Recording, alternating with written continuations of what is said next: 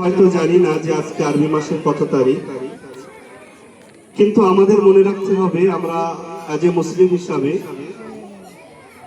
আরবি তারিখের হিসাব রাখাটা এটি হলো ফরজে কিফায়া।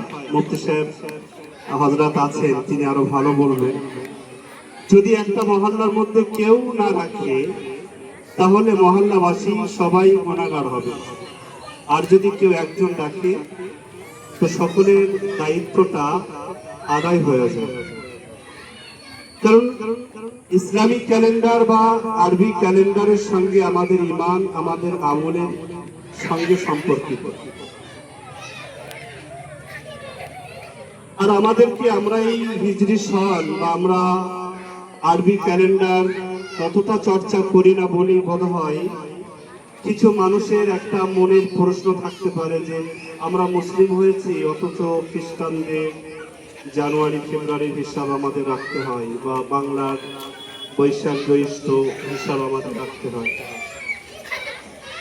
কিন্তু আমরা যদি ইতিহাস দেখি তাহলে আমরা নিশ্চিত হব, যদি প্রশ্ন করা হয় এই পৃথিবীর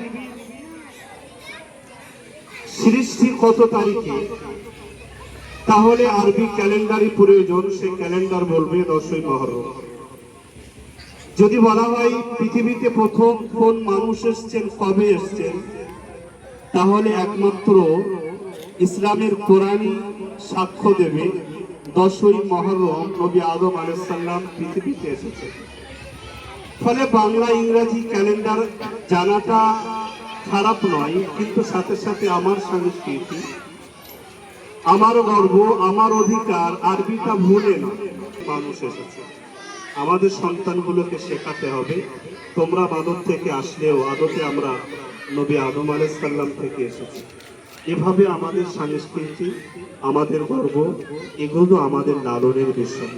এখন সে বিষয়ের উপরে মূল্যবান কথা রাখার জন্য আমার অত্যন্ত শ্রদ্ধেয় এবং আমি যার অনেক আদর্শে অনুপ্রাণিত বিশিষ্ট শিক্ষাবিদ, ইসলামিক শিক্ষাবিদ এবং বাংলার একটি ওলামা জগতের উজ্জ্বল নক্ষত্র জনাব মুফতি মাওলানা আকবর আলী সাহেব আমার বরকাতুহুল আলিয়া হযরতকে অনুরোধ করব মূল্যবান নসিহত রাখা এবং একটু দোয়ার মাধ্যমে আমাদের বাচ্চাদের, আমাদের পরিবার, আলামান পরিবার সকলের কল্যাণ কামনা করে আমাদের মাহফিল মজলিসকে সমাপ্ত করার জন্য।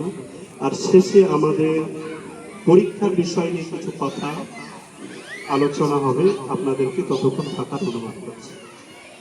আসসালামু আলাইকুম ওয়া রাহমাতুল্লাহি ওয়া বারাকাতুহু। নাহমাদুহু ওয়া নুসাল্লি আলা রাসূলিহিল কারীম।